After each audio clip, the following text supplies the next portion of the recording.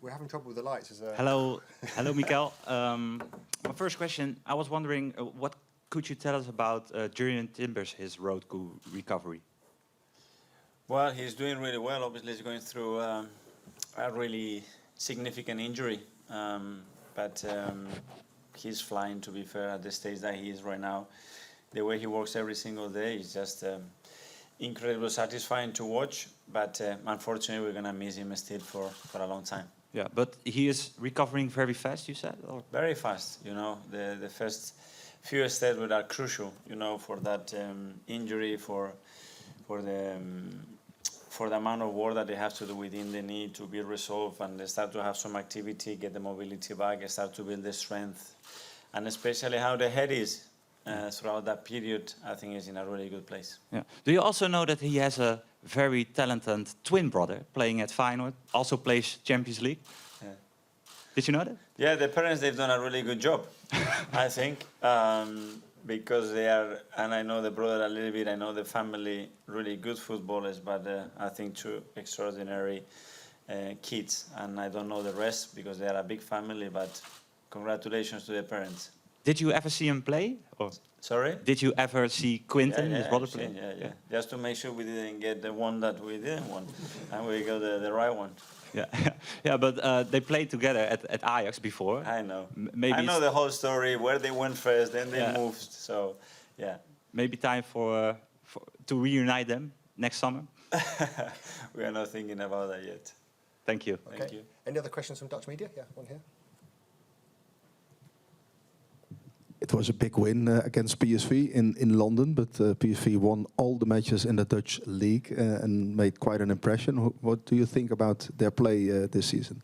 Yeah, really impressive. How they play, the consistency, and the way they are winning football matches. They've been extremely dominant, not only this season but last season as well. And huge credit as well to the manager, the coaching staff, and players. What they've done. When you look at the record that they have here, it's incredible. So we're going to have to be really good tomorrow to beat them. Any more from Dutch media? We're going to UK media now. Sam from the Telegraph. Hi, Mikel. Hi. What can you tell us about the three young players you've brought, Lino, Ruel and Ethan, and if they might have a chance tomorrow? Well, three big prospects.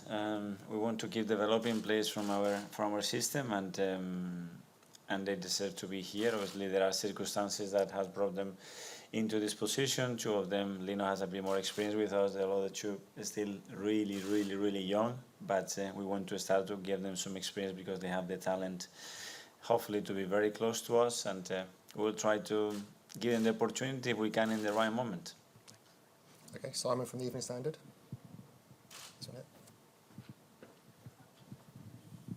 Just how hard is it, Mikel, when you're now competing right at the top of the Premier League, you're in the Champions League, to blood young players into a team competing at that level? Yeah, obviously it gets harder and harder, so the talent has to be really good, and you have to find as well and build the space in the squad to give that talent opportunity, and we should not forget that because it's a big part of what we want to do in the future, and especially when you have it, you cannot let it go, and I think we have some good space and good talent there to be developed in the right way. Okay, so Mike's here. We'll go to Jordan from The Athletic. Mikel, do you think that people on the outside world understand just how good these players need to be to break into Arsenal? I don't know. I think on TV it looks easier, you know. If one day we give them the trial to train with the boys, probably they will realize. But yeah, the level is really high. The demands that the game has got right now are huge, and the competition as well, because you can pick players from anywhere in the world as well, and we have the ability to do that. But I'm very positive with a few that we have at the moment. You're obviously schooled at La Masia, big culture there of bringing through players, becoming leaders in the first team. Can I just take you back to that time and your experience of transitioning up to the first team? Have you tried to take any of that and implement it at Arsenal as manager? It was very difficult. The context was very different. I used to live in a room with bunk beds. We were 8 of us. It was Pepe Reina, goalkeeper of Barcelona, Victor Valdés, Andrés Iniesta, Thiago Motta, Puyol, myself.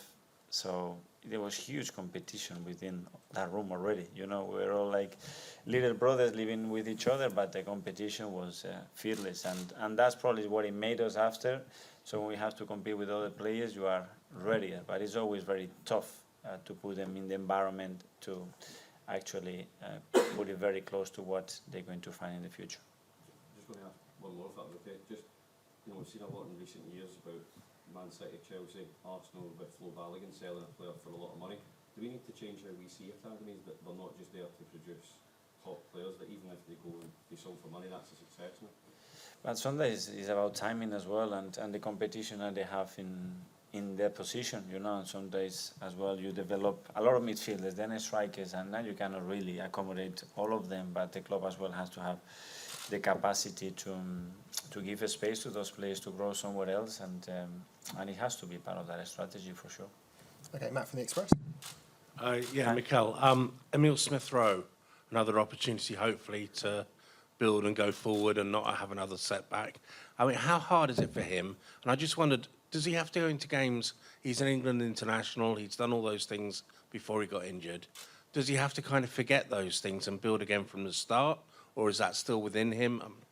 Mentally, how did he deal with all this? I think what he's been through is part of the experience is that 95% of the footballers have to go, which is difficulties, injuries, setbacks, different kind of performances as well, and that's all in his bag now. If he can use it in a very powerful way, he will be a much better player, and I think he's in the right path. And the way he's done his rehab, I haven't seen him do it before like he's done it this time. I think you've seen how his teammates reacted to him being back with the team, which is a really positive thing as well. And the moment we can give him chances and start to play, the better we're going to be. So let's hope that that's going to be the case. Sorry, just on the three players that you've brought in, what is it about those three players specifically that have earned them their chance? Well, first of all, because we have certain needs in certain positions, so we have to pick. We could have brought some others, but we decided because the necessities that we have and how we might use those players tomorrow, that they were the best ones to bring in. Gary from the Times. Mikel, given the context of the game and sort of the features of congestion you got coming up, would you not have thought maybe to rest and leave some of the senior players back in London? And what was your thinking behind bringing them? Is it that you don't want them separately, the groups to be separate, or is it you actually really think you might actually play them tomorrow? Well, we have 5 or 6 big injuries, so we are already a bit thin. I don't know in another context what I would have done. But as well, I want everybody together now, and I want everybody together with the mentality to win. And I want to see in the tummy of the players tomorrow that the job technically is done, but the job is not completely done. And our duty as representing Arsenal is to win every game and to tomorrow give a big performance against a team that is going to put things very difficult, like they've shown in the last 2 years here. Jordan from the Sun. Hi, Mikel. How much does it energise you as a coach to see these young players? Obviously, you went into management to win things, but also it's to bring through these players and to make them into players. There's something about them. They walk in the meeting or you talk to them, and that energy, the eyes are open. It's a lot of enthusiasm. There is something fresh, something new, and I've been there. And the ones that we've been in that position, you feel a huge sympathy for those moments, and everybody wants to help them. I really want to help them to fulfill that dream, and hopefully we can achieve that. Okay, last two now. We'll go to Isan from the Daily Mail. Mikel. Hi. With Ethan I don't know how to pronounce his surname. Well, anyway, neither. Yeah, thank you. He's obviously on this trip with you here. You gave him his Premier League debut last season, and he's still the youngest Premier League player so far. What was it at the time that impressed you, and how has he developed since then? Something unique that he's got, that I really like from the beginning, his ability to take the ball in tight areas, to be good to escape a little bit like Jack Wilshere used to do. The personality he has, he trained with us like he trained with under 18s, 16s, and I love that in a player. And he's got that thing between his teeth as well, that he wants to show every single day how good he is and impress people. And when you have someone like that, you have to give him hope. And as well, that was a really important moment for us because we really wanted to keep him. I think it was a strong sign to him that this was his place to keep developing. Just in the recent weeks, in terms of the youth players at Arsenal, a number have hit the headlines, like Chido, Obi Martin, who hit 10 goals against the Liverpool youth side, Max Doman, 13, he's playing 2-3 age groups above. How exciting is it for Arsenal to have these young talents that are already, I know it's early days, but they're doing big things already? Yeah, it is early days, but we need to get the machine going because we want more of those and we have to produce more of those, and there's a lot of work that is going through the academy, and that's big credit to all of them every single day, the amount of work that they put in. So they do a lot and they plant the sheets, and now we have to bring them up. Okay, finally we'll go to Kaya. Hi. Just going to ask about another Hairlander. Bukayo wasn't training earlier today. How is he? Is he okay? It's a foot injury. Was it a long-term thing that you're managing? No, it's fine. With a few of them, we decided to have another day recovery. It's just 48 hours before, and some of them have played a lot of minutes, so it wasn't worth. We already done what we have to do inside, so it wasn't worth putting them in and exposing them outside today. Thank you. In top space is decided. How hard is it to get the team motivated for it? First of all, we're always playing for our badge. We're always playing for our fans, and it doesn't matter which competition it is. It could be friendly game or whatever. We're always trying to represent our club in the best way. So that's why we're gonna try to show our best performance tomorrow. Is it important as well, given the defeat of the weekend, to try and get some momentum back, particularly when you've got a game at Anfield next week? Well, it's not easy, to lose the games, but it's the most important thing, I would say, how to react on the next one. And of course, we need to bounce back, and definitely we're gonna try to do our best to do it. We have an amazing team, and we're also keeping in our minds that we have a lot of games ahead of us, but we're trying to stay on our feet, and we're trying to work hard, like every day, I would say, and let's see what's gonna happen. And just on a different note, I wanted to ask you about Nico Jovio, is someone you know from Manchester City, now at Arsenal. He's obviously turned Arsenal this season to the #1 for set-piece goals in the Premier League. I just wonder if you could give an insight into how he's done that and what he's like as a coach that makes him so effective. Oh, he's amazing, honestly. Amazing professional, amazing person as well, and you can see it, every single day at training ground, the way he works. He's absolutely a professional in terms of everything, and he's working so hard. He's trying to improve us on set pieces, and we're learning. Alex, just to keep on that theme about Nico, had you ever worked with a set-piece coach at any of your clubs before Manchester City, and how much time do you spend on that throughout each week compared to other clubs? To be fair, I never had a set-piece coach, obviously, no, before. I mean, before City, I never had in my life. And I think today in modern football, it's so important because any set-piece can make the difference, during the game. It could be 0-0, and then the last moment you can get a corner and you can score from it. So you just need to be fully focused on each set pieces, and it's not about just free kicks or corners or penalties. It's also throw-ins. So that's why we're trying to improve in all these directions. Because it's one of those things that people always say that players don't like doing the set-piece training because there's a lot of standing around. But you've seen at Everton this year how many different variations you had. How does Nico manage to get the players to buy into that so well? Well, first of all of us, we are professionals, and we're trying to give our best on the pitch. Is it training ground or stadium, whatever? And it's a good question, to be fair, because as a football player, you always wants to move. You always wants to compete and play some games. So I don't know, whatever. And set piece is more like, I would say, about to be focused and just to pay attention on that. One down here, yeah. Hello, Alexander. How was it the year at PSV? How was it for you in your career? And how was it to play together with Luc de Jong? He's still here. You will meet him tomorrow at the pitch. Well, first of all, that was an amazing experience for me. Very important year in terms of my career. Even, if you look at on the paper, I didn't play much, or I didn't get what I really wanted, you know, before I joined PSV. But honestly, I wouldn't buy this experience anywhere else than this place, because whatever who asked me about PSV, I used to say always a good words, because the place here is absolutely fantastic in terms of everything, football-wise, you know, living the life. Because even since I left PSV, I used to come here for a couple of times, you know, for holidays, because I have a few friends here as well. And for such a young player like I was that time, it's amazing place. So always full stadium, fans, they always love football. Wherever they meet you, they always happy to see you. And, you know, this is, I think, the most important thing for every football player. Luke is amazing professional, honestly. I would say one of the best player playing with his head, you know.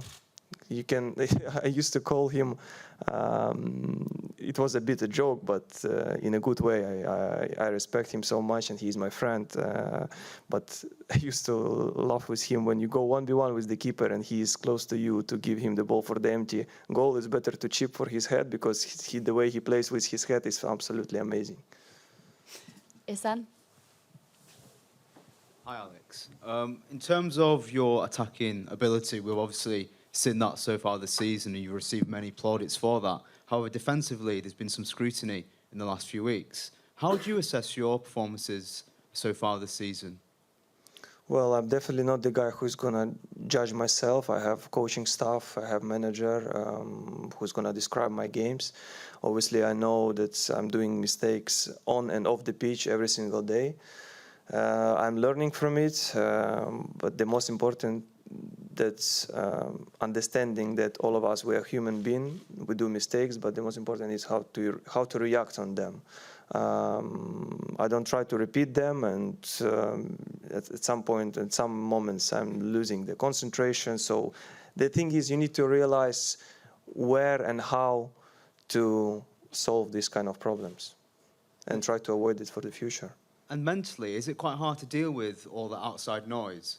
And in terms of a defensive aspect, has it made you a bit more conscious of the defensive side of the game, or is that just outside noise to you? Well, I'm trying to be focused on the things which I'm doing every single day. I'm trying to improve myself.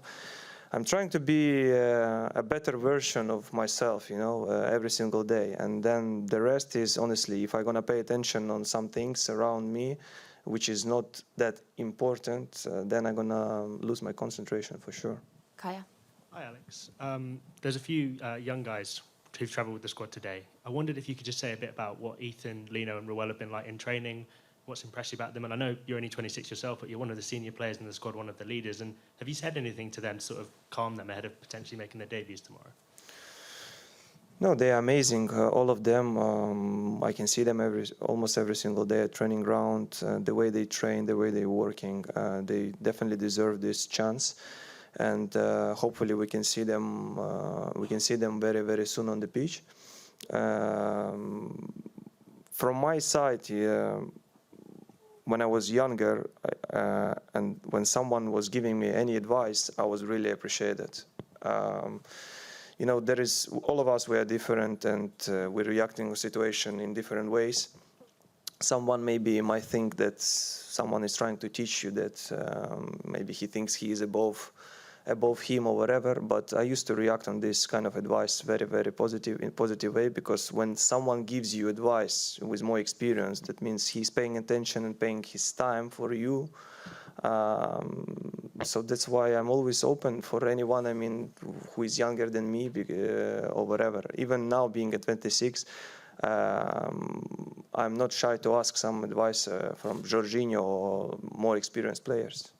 And as well as talking to the guys, how important is it to show leadership in the way you play on the pitch and keeping your style going? I know, as Isan was focusing on there, maybe there's been a bit of scrutiny on it, but how important is it to you to keep playing your game in the way you keep playing it?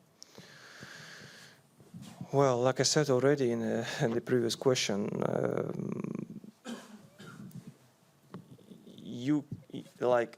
it's, I would say, we and me, as a team and as an individual, we're trying to be the best version we could, and every single day we're trying to work hard on that. And the rest is just don't give up and carry on what you are doing, because in my point, if you have dream and you really want to achieve it, you just have to give it all for it. And if you're not going to achieve it in the end, that means you didn't want this enough. So that's why you just have to be the best version of yourself. That's it. Sam? Hi, Alex. Sorry for the slightly unusual question, but one of the things that people are talking about in football now is maybe former players could become referees. And I wondered if you wanted to become a referee when you stopped, and if not, why not? Definitely not, not me, because I think it's a hard job. Well, don't think I'm gonna look for something easy, right? But well, I don't know, honestly. I don't know my opinion about that. I know that it's a tough job, and I know that there was a lot of pressure around at the moment about referees and all these things. We are all human beings. We can do mistakes, but our job is try to be focused on our performances. That's it.